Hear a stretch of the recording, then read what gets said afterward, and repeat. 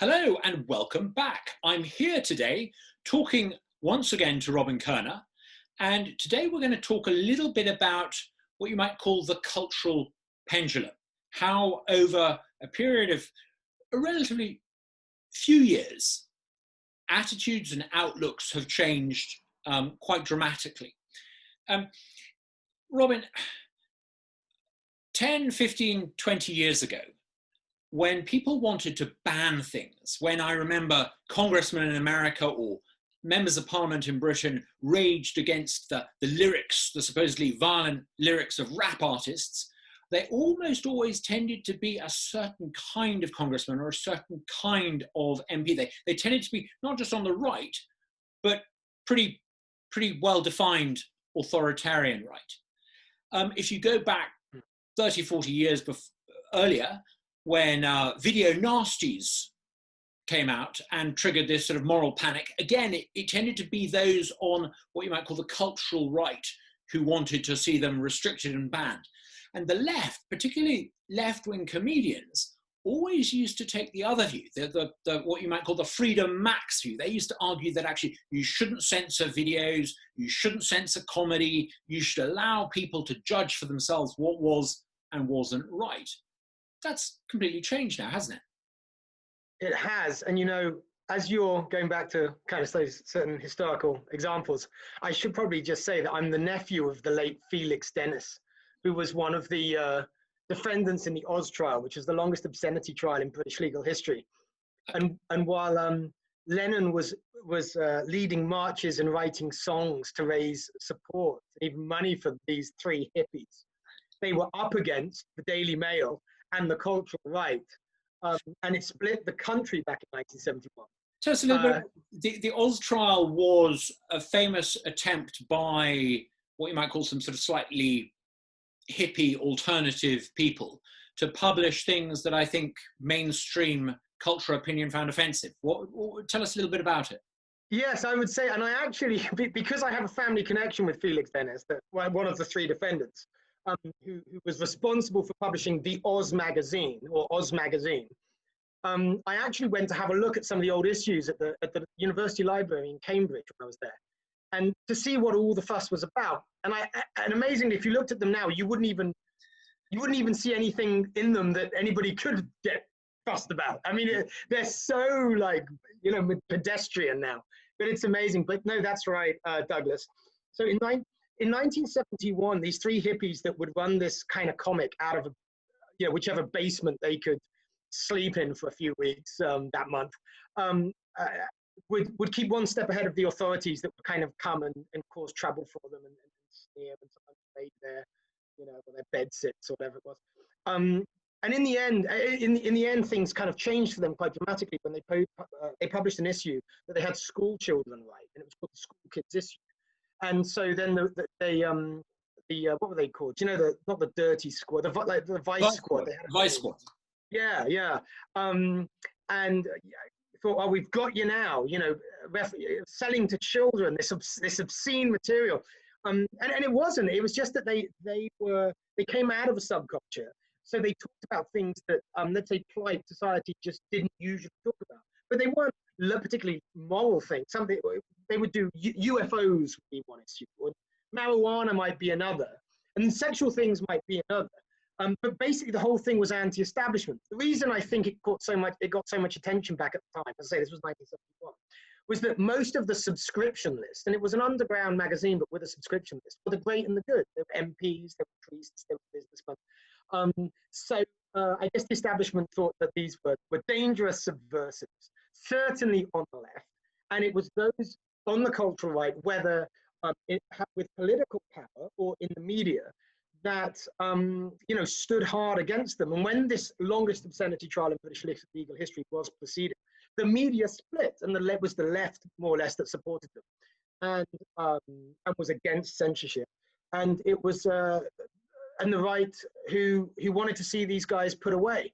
Now, interestingly, it's a wonderful long story, and it kind of bears study. But at the end of it, the old reactionary judge directed the jury to actually find these three boys, because that's really what they were, guilty.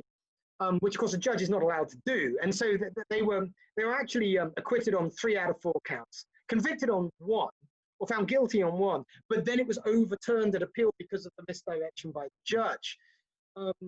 But one of the things during that time at the end of the trial, between, I guess, the sentencing and the appeal, that was interesting was that the right-wing media actually moved in to kind of switch to begin to support them before it came to appeal, because the judge had directed that they should all have their hair cut off. And because they were hippies, and this was a symbol of the, you know, the revolution, I guess. Robin, I wish I was able to join them in that protest, growing your hair long. I'm not an avenue that's open to me longer. Yes, you would have been safe from that ruling, Douglas. That's fair. Maybe the judge got to me already. Yes. Do you have a story to share? You know. And then some of the right-wing media thought, well, now actually that's just unnecessary. That's just a cynical infringement of individual liberty. You were going to lock these guys up for about a year. We don't also need to tell them what their haircut should be. But it's interesting. At that time, you also had, for example, pirate radio, where you had to have a license to broadcast. The authorities wouldn't give out licenses to people to broadcast what young people wanted to listen to because it was deemed to be morally unacceptable. So some people got a couple of fishing boats, a couple of trawlers, put them in the English Channel, right off the coast of Clacton, famously, my former constituency, and Radio Caroline was born. And so you had this radio station on a fishing trawler, broadcasting to hundreds of thousands, possibly even millions of young people. And what was interesting is that the cultural avant-garde, I don't want to say elite, but the sort of the cultural icons of the time were all in favor of this. They were all in favor of more liberty, more freedom, allowing people to grow your hair long if that's what you wanted to do, listen to Radio Caroline if that's what you wanted to do. What's fascinating now is how many of the cultural icons of our age are in favor of what you might call self-censorship. They're not yet at the stage where they're calling for the restoration of a vice squad to come and ban websites, but you can see that coming. Take, for example, the laws on blasphemy. At the time of the Salman Rushdie affair, when people were burning copies of the satanic verses on the streets of, I think, Birmingham, it would have been inconceivable that mainstream people would have said you needed a blasphemy law. Yet you can almost hear that argument starting to form. What's happened? Well, yeah, I mean, that's a good example too, because, you know, the people who then would have stood up against the burning of books, the countercultural types, are now the people burning the books. Just happens to be Harry Potter, right? I mean, we could. I saw someone the other day, a cultural icon, a couple of famous or infamous singers, tweeting out about burning a children's book. I mean, it's bizarre and extraordinary. It is. You know, back at these times you're talking about, to be, I guess, countercultural, to be anti-establishment, to push the envelope, was to insist on adding something into the mainstream that the mainstream was resisting. And now it's the other way around, isn't it? They're the people who want to take things out of the mainstream. So we're seeing, we're seeing the books burned. We're seeing the statues removed. It's a reduction rather than an expansion. It's illiberalism, therefore, rather than liberalism. And it's, and they don't really need, at the moment, the bodies to ban the books or ban the websites, because they have the platforms, don't they? They have the likes of Twitter, where a Twitter mob can shut people down. They have also the friendlies at the likes of Google and these companies, such that they will take down or demonetize the YouTube video for you just because you've made enough fuss about how offended you are. I'm proud to say I've had a couple of videos demonetized. It means actually the content is worth listening to. But yes, I almost want to say, if you haven't, you're not trying hard enough. But what I find really interesting is, until the previous Labour government, about probably getting on for 15 years ago, changed the law on incitement, there used to be a very old common law precedent in this country that You could say what you wanted, do what you wanted, provided you weren't guilty of incitement. And that was quite clever because it would allow each court, every judge, to look at what was being said and done and the context of what was being said and done, and work out whether it was actually, inciting animosity and civil disorder, and therefore was illegal, or whether actually, once we got rid of the law on incitement and tried to codify crimes, and we enter an impossible area. I mean, I look at Twitter, and I the moment Twitter starts to determine what is and what isn't allowed, it becomes almost impossible for them to police, because you can't draw up a set of regulations that can be applied all the time without leading to some extraordinarily daft decisions. The beauty of the law on incitement is that it meant you could have a very flexible freedom of speech, if you like. But it's not just a legalistic problem. Why is it that people who one might have expected a generation ago to be in favor of maximum freedom are increasingly censorious? What's gone wrong? Has their understanding of liberalism changed? Is there a vacuum in their? Well, that's an interesting question. Has the understanding of liberalism? No. There is no understanding of liberalism. I mean, we've come together, Douglas, in our involvement with the John Locke Institute, where we are educating this generation. And the thing that shocks me is, and it's no fault of this generation, of Gen Z or whatever, or Gen Z, but I think they haven't been exposed to the important things that many of their generation are eliminating. And I might say they're eliminating in kind of a reactionary way, a superficially reactionary way, but it's because they don't know what they're losing. I'm a Gen X, right? I was shocked about, I want to say 10 or 15 years ago, to discover that I actually shared a room at Cambridge with a political scientist for a year. I'd never had a conversation with him about J.S. Mill. I didn't know who Hayek was. I didn't, how could I be at an institution like that and not know a lot of these names or a lot of these works, hanging out with people who did? I mean, that was Gen X. Now there's no exposure to these ideas. Let me put a counter argument. It's not necessarily one I agree with, but I want to see what you make of it. Often we look at a younger generation that, for example, seems to think that your gender is defined by what you want your gender to be, rather than the composition of your chromosomes. Or we see some people, particularly on university campuses, suggesting that if you want to be self-identifying as a woman, you should be allowed to take part in women's sports competitions, and you should be allowed to pretty much decide your own gender on a whim. Now, I know that some people will recoil at the thought of this, but is there an argument to say that actually this is the triumph of what you might call a sort of uber individualism? We're so in favor of individualism now as a society that we're actually prepared to allow people to invent their own identity to the point of biological absurdity.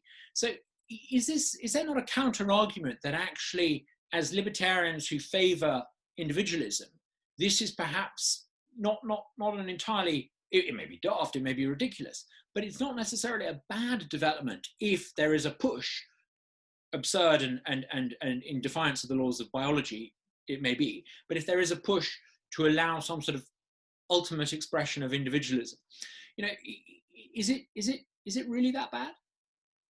I think truth and its pursuit and the commitment to it has to precede a commitment to liberty. I don't think liberty makes sense unless you're at least sincerely trying to seek an understanding of your shared reality. As I was putting that counterpoint forward, I started to realize that I was running out of reality-based argument. I felt a bit like Roadrunner in the comic. I was no longer able to running out of road. Yeah. I mean, look, I said to you before, I'm kind of contrary. I'm a libertine. If you want to define gender and specify what that is for you, and that's fine. Go do it. And I might say, well, that hasn't got a lot to do with sex, or maybe it does. It's not a very useful concept for me, perhaps, for whatever I might want to think about gender and sex for. But good luck. But the problem here, I think we're talking about is the kind of the mob mentality, right? There are certain things that you might be using the language of assertion of my identity, or indeed my individuality, whatever that may mean. But there's a very strange commonality between the way this person does it, this person does it, this person does it, such that we form our own subculture, or these people. I mean, we're all in groups that have subcultures. I'm not nothing wrong with that per se, but it does seem to be a kind of opting out, doesn't it? It seems to be a shared language, a shared way of viewing the world. It's also incredibly culturally boring. I mean, if everything that happens in our culture is viewed through the prism of intersectional identity, I mean, it's a massive yawn. You can sort of. Yes, until it reduces to individuality, right? Because we're all in an infinity of, groups, and so the intersection ultimately is an individual. So let's actually treat people as individuals. We're seeing it eat itself, aren't we? We're seeing the identitarian left eat itself, I think. As this ism can't accommodate this ism, and so the feminists and breaking with some of the people very concerned with, let's say, transgender rights, and now they've even got nasty labels for each other, right? Like TERFs. If you're a trans exclusionary feminist, or you're a TERF. So I mean, I don't take any pleasure in it, because I think all of this divisiveness fundamentally is exactly what the problem is.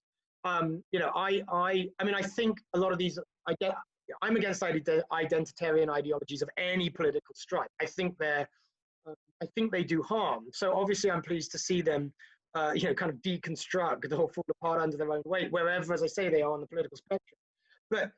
But the problem is, this coming at each other, this moral and intellectual condescension by virtue of the fact that I have this identity and you have that, and you are other, or you cannot understand me for whatever reasons I choose to be definitive. All of these things are huge problems. I mean, I think we have to come back together. And of course, this goes back to your earlier point, where we have to, do we not, agree that describing the world as we find it has to precede our discussions about our prescriptive discussion. The descriptive has to precede the prescriptive, where we want to see the world go. And I think a lot of, what we're seeing, I would say now on the identitarian left, but we have seen it from other parts of the political spectrum at different times in history, is a taking over the language, right? And once you own the language, then you own the concepts through which people experience the world. Yeah, gets difficult. I mean, it is tempting, I know, to sort of say, well, it's full of identitarian philosophy, and ideology is so intellectually and biologically incoherent, it'll collapse under its own contradictions. I think it's dangerous for us to think in those terms. First of all, communism didn't work, but it didn't stop people destroying the lives of tens of millions of people. Oh, no, absolutely. Absolutely. In the process of proving it didn't work. I also think it's really unfair on a lot of young people who are fundamentally good and decent, but have not been educated properly into the alternatives, and who've been misled into a philosophy of life that is going to end in their disappointment and failure, and they're not going to live lives according to their full potential. You'll get young women. I was talking to someone recently who said that, you get young women entering the labor market in their early 20s after university who expect to be paid less than their male contemporaries because they've been told that this is what's going on. No one's actually told them the truth, which is that actually one of the reasons why you get differentials between male pay and female pay is because quite a lot of women decide to take a career break. It's called having kids. But teaching people to see themselves as suppressed, as victims, means that perhaps, particularly with minority groups in this country, I worry that there must be an awful lot of young Britons from a different cultural background, a different heritage to my own, who are invited by the education system to think that they're disadvantaged. Whereas actually, I think we should be doing the opposite. We should be saying, look, to be alive in London in 2020 is to have the world at your feet, a world of opportunity. Life's never been better. And yeah, we've got COVID at the moment. Things are not brilliant in that regard, but actually the future's bright if you do a number of things. We're encouraging people to see themselves as victims. There's another reason why I really worry about this. And that is because if we're not careful, if you start to get a sort of identitarianism on the right, then I think we're in real trouble culturally and politically. I mean, once we've got two identitarianisms facing off against each other, we know how that goes. We've seen that. I've been watching America on social media and on the news, and I've been looking at some really quite frightening examples of street violence. And often those behind the street violence tend to be the ultra left. I saw famously that very brave woman in a restaurant in DC refusing to kowtow to the mob, refusing to raise her fist to the mob. We've seen violence in Portland and other places. That's bad enough. But what happens if millions of Americans who've always thought of themselves first and foremost as American start to think of themselves as being white American or Indian American or Chinese American? You can see a real unraveling, and it would be awful, because apart from anything, once you have that sort of tribal identitarianism in politics no longer ceases to be a competition between good ideas and good people. It becomes a demographic competition, and that never ends well. Yeah. I mean, we have a civic and a civil polity in Britain, and what you're talking about is how that stops being the case. Yeah. I was actually, so here I am being the academic dean on a gap year program for the John Locke Institute. I was sitting at a table with 4 young people just 2 nights ago. And these are people who are 18 years old, across the political spectrum, but being 18 years old, obviously leaning progressive, and some of them decidedly progressive. There was not any dissent from the fear expressed by one of the young women of what it means that when she now walks down the street, when she passes a black person, she's for the first time aware that the person's black. And then her second thought is, this is a British person, by the way, but we weren't all British around the table. The second thought is it okay to look? Because if I look, do they think I'm looking? But they mustn't think I'm looking at them because they're black. But then they're going to see me deliberately not looking. And then what are they going to think? And this poor young girl, who's a very smart young woman, by the way, described this whole kind of process that one now goes to, because one's been made ultra aware, ultra sensitized by these kind of identitarian face-offs that are going on around us en masse. And it's something, I'm British born, but I immigrated to the United States. And this is something that really got to me about a few years ago. And I actually wrote an article that sits on my website called "How America Made Me White." And we're all feeling this. And and I don't think it's unfair to say that those quite rightly concerned with equality across all groups, including groups defined by the amount of by the color of one's skin, that to some extent they've now had an opposite effect, the effect opposite from that intended. Because a lot of people who were allies simply in as much as they didn't think in those terms. There are a lot of people who don't treat you differently because you're black and they're white, or because you're white and they're black. They now are, and they're doing all this second, third, fourth guessing. Yeah. And of course, that changes communication between people in a way that is problematic. So sad. I remember the Brixton riots and the Toxteth riots in this country, and my natural assumption was that there had been racial problems in the past, but with every passing year, every passing decade, race would matter less and less. And I just naturally assumed that in the future, people would find it, you know, Britain was already, I think, and still is, a pretty easygoing country. I think people, you know, look at London. The contest to be the next mayor of London is between a second generation Muslim Briton and a second or possibly third generation Briton of West Indian heritage. You know, I assumed that we could live in a city and a society where you could have debates about who you should vote for based on what they're going to do about the transport system and the policing problem, rather than identitarianism. What I really worry about now is that far from actually achieving the sort of the Martin Luther King vision, where we judge people on the content of their character, not the color of their skin, actually what we're in danger of doing with all this intersectionalism is re-racializing society. And I think that's really, really worrying. Really, it's not just worrying. Well, that's it.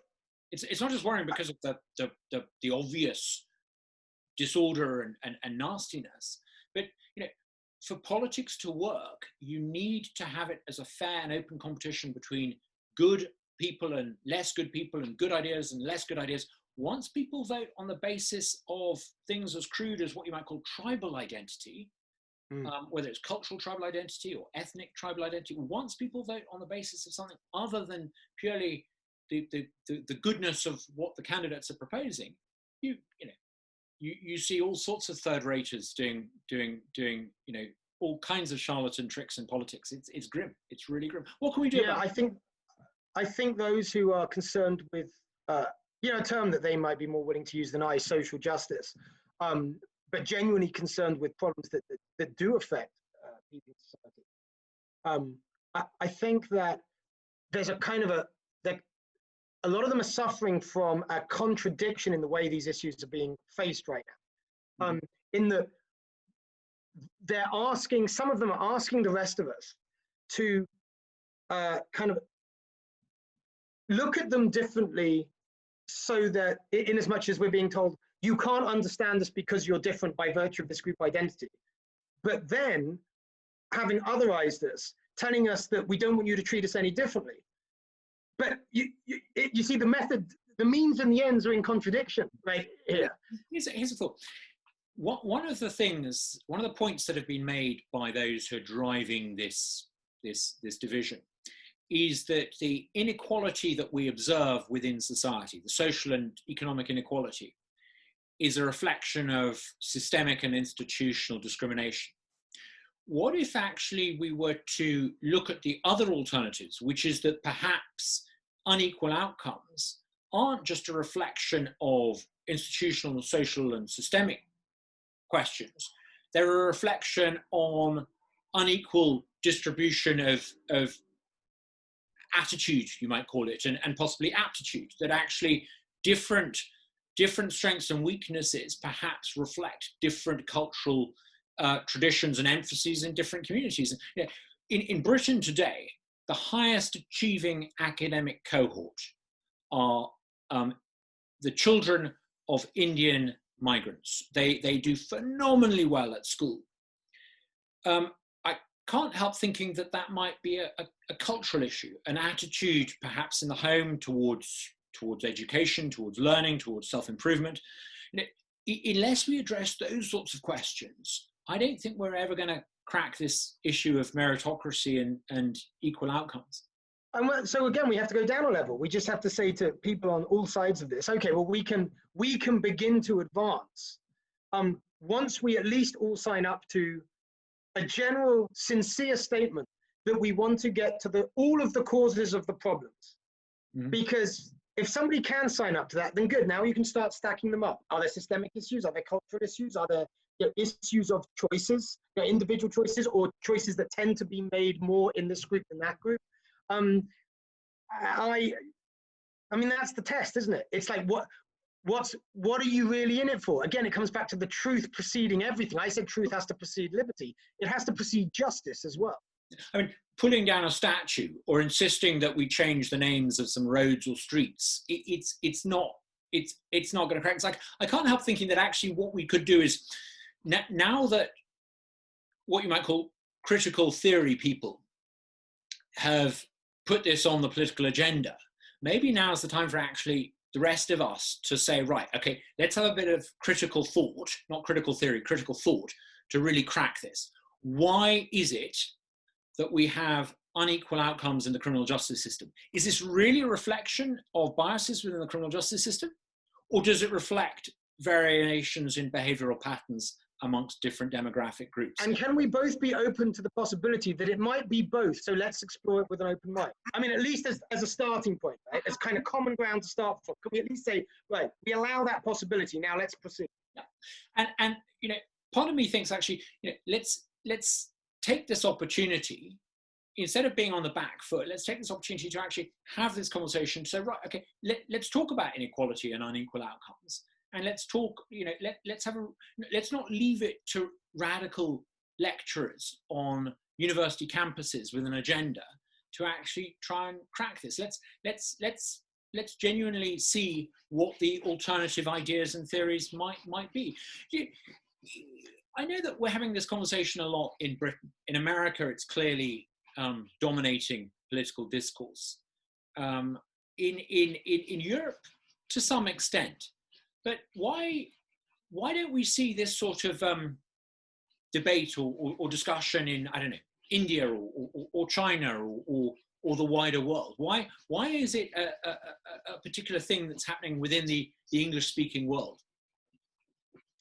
Oh, that's got to have a big answer to it, isn't it? Because you're asking for a why that's, because you're also saying, why here and why now? Yeah.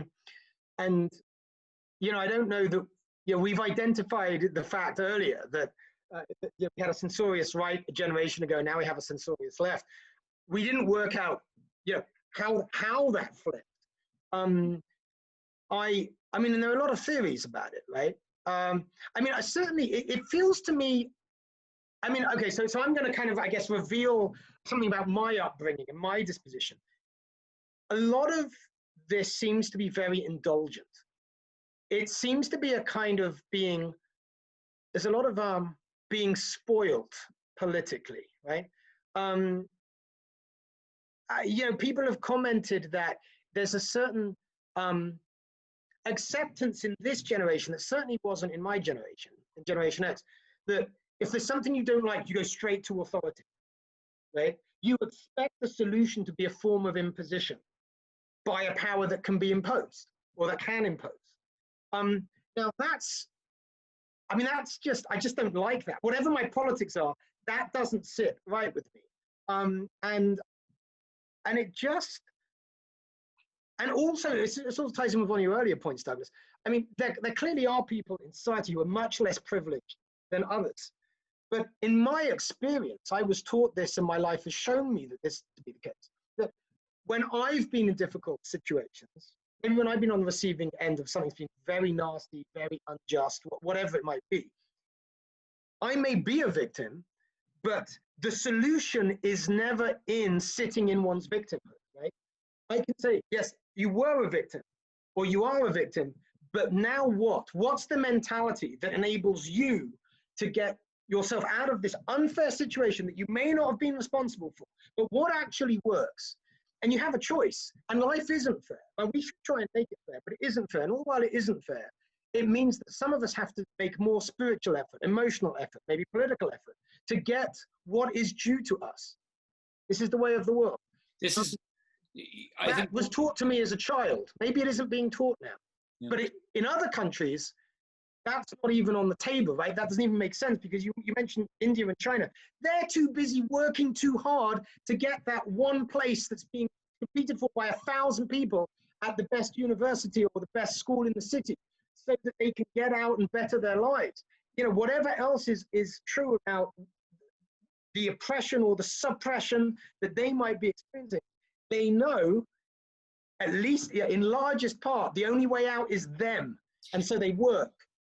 I remember watching a vice chancellor at a university in America being harangued and screamed at by a mob of students. And you know what? I thought any self-respecting university would, if there's a recording of a student addressing a member of the teaching body in that tone with those rude, offensive words, that student should have been expelled immediately. They should have had their place at that university annulled. And if they were studying for any degree courses, their work should have been declared void. I just wonder if perhaps there's an authority question here. People with authority are too afraid to exercise it and to wield it. And actually sometimes they need to. Yeah, I discussed this with a law professor at University of Washington, actually, which is my home state in the United States. And I put this to him, and he said that his only explanation is that those in authority actually don't know why they're there. They're not actually confident in the purpose of their role in their institution. And that seems to be actually a reasonable take on the problem, right? Because if universities had a telos that is about the truth, the opening of minds to truth, and the teaching of truth, the sharing, if that was what it was all about, then behavior that gets in the way of that would not be tolerated. And indeed, I wouldn't tolerate being talked to in a way that my mother wouldn't tolerate my having spoken to her. So where's that all gone? But some of these institutions that are most vulnerable to some of these, these tantrums, if you might call it like that, woke tantrums, tend to be institutions that where the people running them don't have a clear sense of their moral authority, and when they respond to behavior that is clearly outrageous and ought to be regarded as illegitimate, they almost look to appease the mob. They look to find some sort of process to extricate themselves, rather than just simply saying, this behavior is unacceptable because I'm in a position of authority, and it is not acceptable to behave like that at this university. Is that?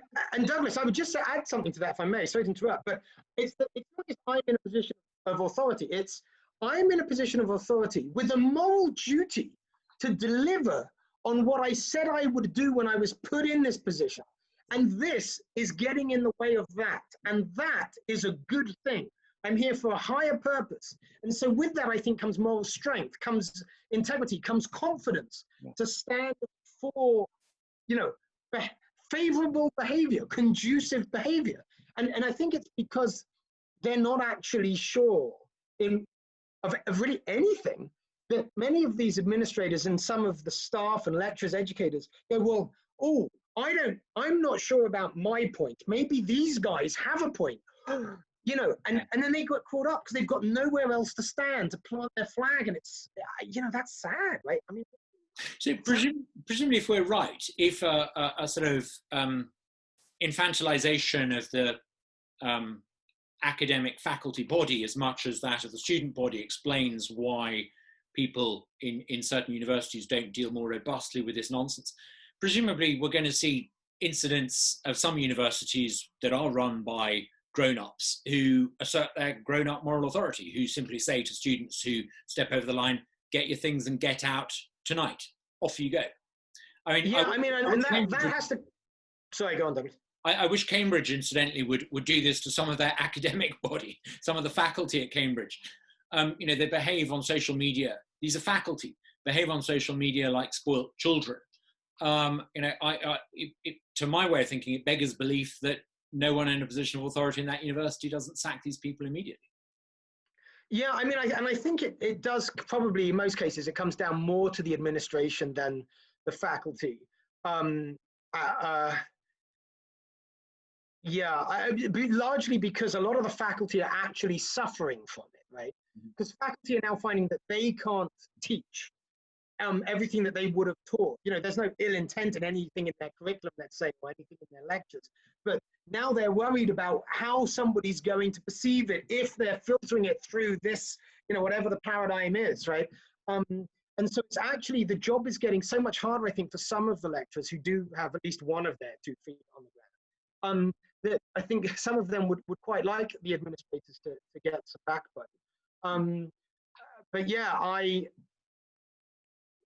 here we are. I mean, I just don't know what to say beyond that.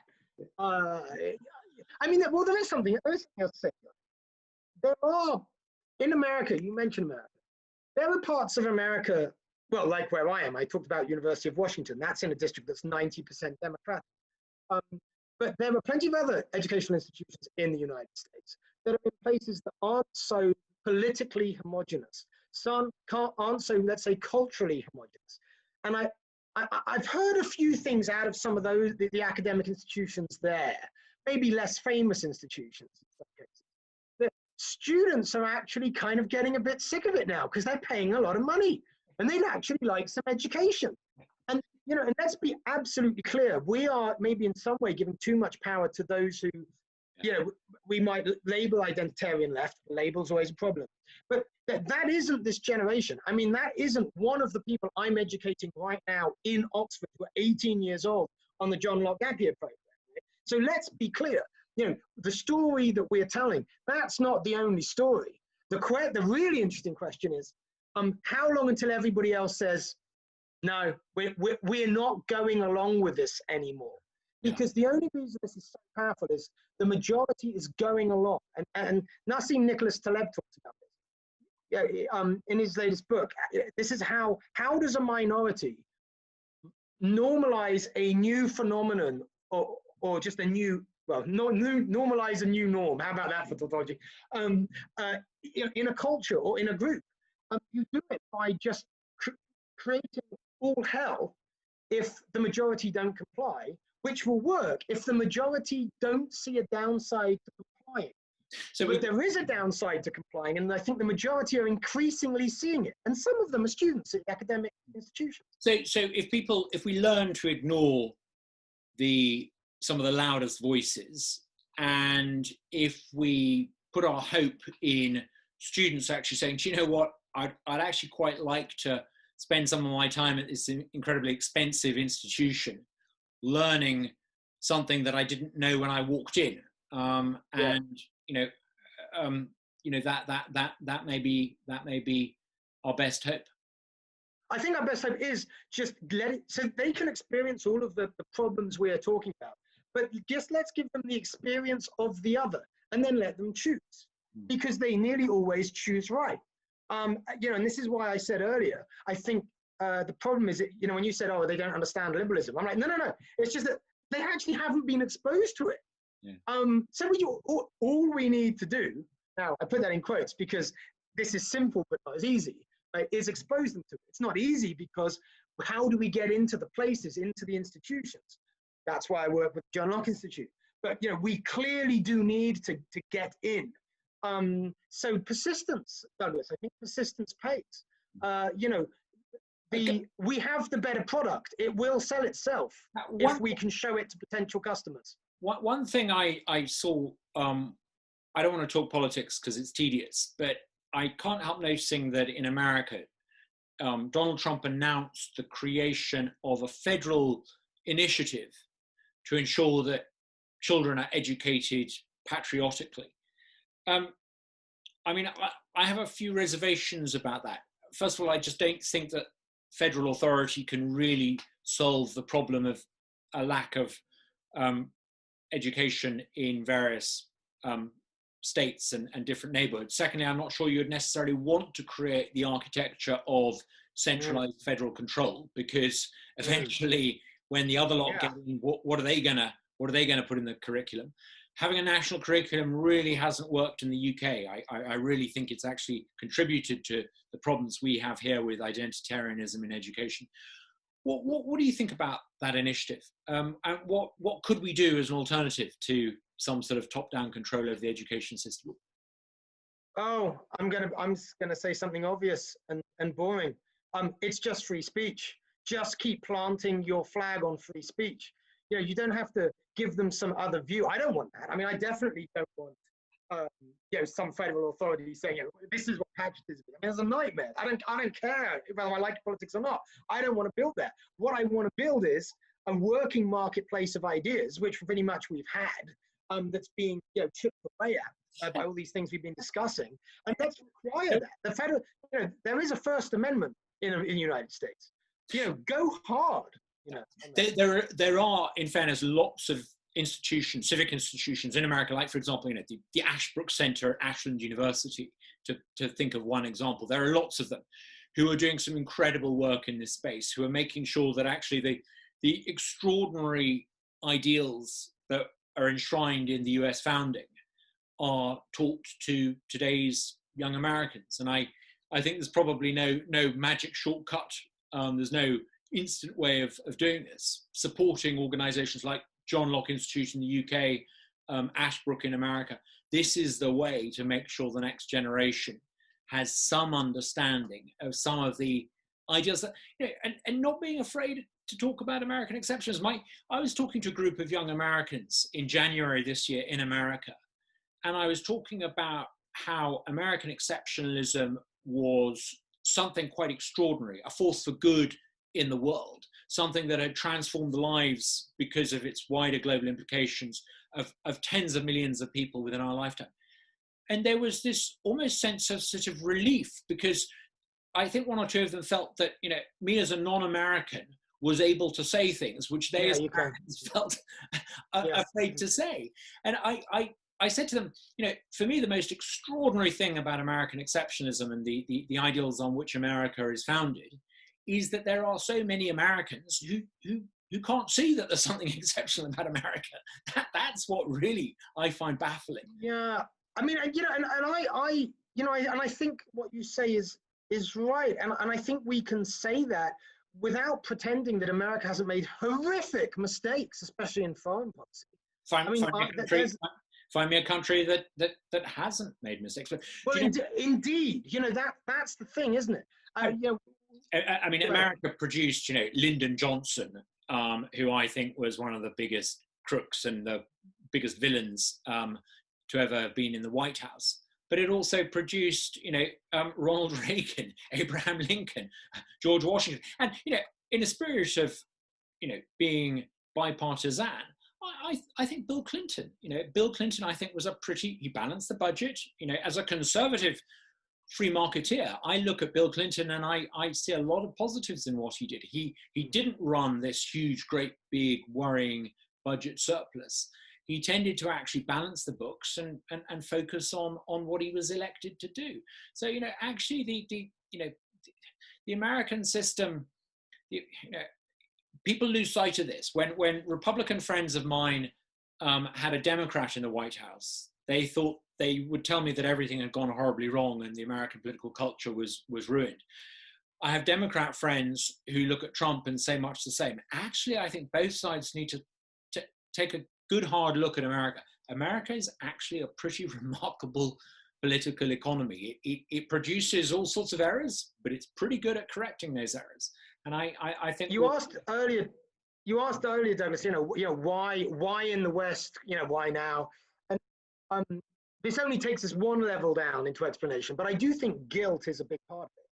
I mean, I think people really do feel guilty, and I think here I am also with a British accent, so I can get away with saying things to Americans about America that perhaps I couldn't if I was born American.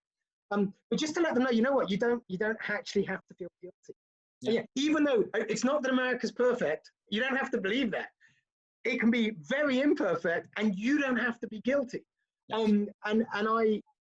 It's a weird phenomenon going on in a lot of the West right now. I saw a clip of a CNN presenter standing in front of Mount Rushmore, explaining to the camera how the images of the presidents behind her were slave owners whose monument was on stolen land. And I thought, that's not a sane and rational point of view for anyone to put forward. That can only really be explained by some sort of guilt. Clearly, people who think like that, they've either read too much Howard Zinn, the famous leftist American historian who's responsible for a lot of this nonsense, or they can't explain the American achievement for what it is. So they have to feel bad about it. But actually, I would say to them, it's not an either or. It's like, yeah, okay, but there's all these other things that you could say or think about America and your culture and your history. Well, are you obsessing about one? Because if you're obsessing about just one or two, you're obviously going to end up with a distorted understanding. Let's put them all on the table.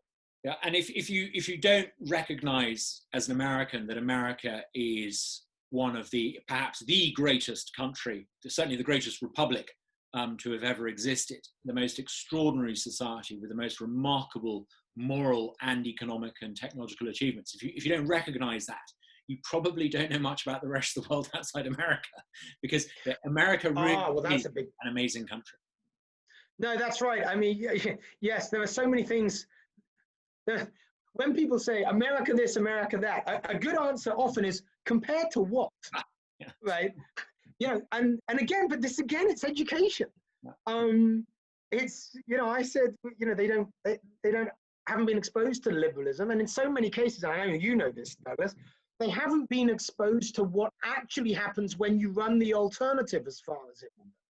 People can still, I mean, this is a tired thing to say, somebody had said it. It's still acceptable to walk around as a teenager in the West with a hammer and sickle on your t-shirt, or Che Guevara, or, in a way that you can't do with the swastika. I mean, that says something about lack of education, not just about America, but about the rest of, about what's gone on in the rest of the world.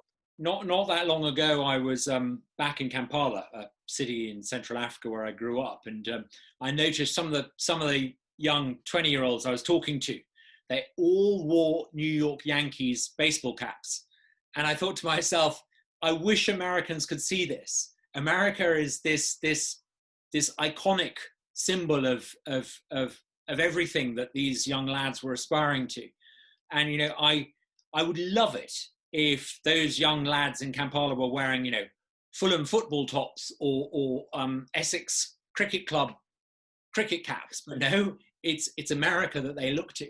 And I hope one day Americans have a better appreciation of just quite how highly respected America really is throughout the world. I think there's a chance of that once Americans, other folks in the West, get to just finally allow themselves to say, this isn't getting us anywhere. Yeah. It's hurting us more than it's helping. This isn't the whole story that you're feeding us. Yeah. And then you mentioned the pendulum at the beginning of the show. Yeah, and then I think the pendulum can begin to swing, and I think we're actually maybe starting to see that. Yeah. Maybe that's another show. Listen, Robin, we started off talking about censorious politicians 20 years ago. We jumped around, we covered a lot of ground, but I found it really fascinating, and thank you for your time. Thank you for your contribution. Always a pleasure to speak to you, Douglas. This is always great stuff. Okay. So just to close, when did you become American? You did the ceremony, the citizenship ceremony?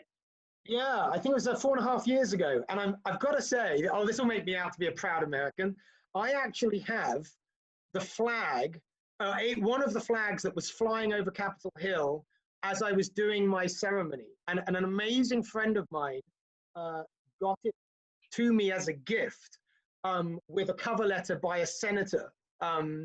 And I have the senator's signature on this letter. I actually found the senator at a later date and got him to hand sign this letter, this cover letter, recognizing, as it were, my citizenship with the flag.